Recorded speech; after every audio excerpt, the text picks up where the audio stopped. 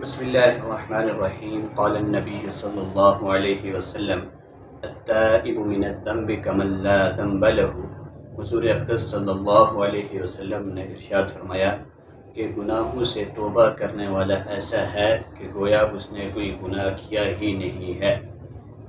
اس جہان میں اور اس کائنات میں سب سے عرفہ جو چیز اللہ کے ہاں وہ انسان کی بندگی ہے، اور بندگی کا بھی وہ لمحہ انسان جب دنیا کی آسائشوں سے چور ہو کر، دنیا کی مصیبتوں سے چور ہو کر اپنے رب کے سامنے گڑ گڑاتا ہے، تو اس وقت وہ انسان اپنے رب کو بڑا محبوب ہو جاتا ہے۔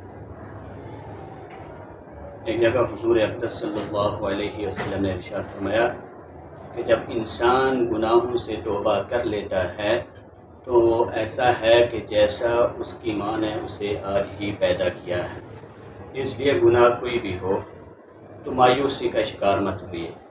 اپنے رب، جس رب نے تمہیں پیدا کیے، وہ فرماتا ہے کہ میرے در میں جھک جاؤ، میں تمہیں معاف کروں گا، اور اسی کے سامنے آنسو بہا دو تو اللہ رب العزت تمہارے گناہوں کو بھی معاف فرمائے گا، بلکہ معاف فرما کر تمہارے گناہوں کو نیکیوں میں بدل ڈالے گا۔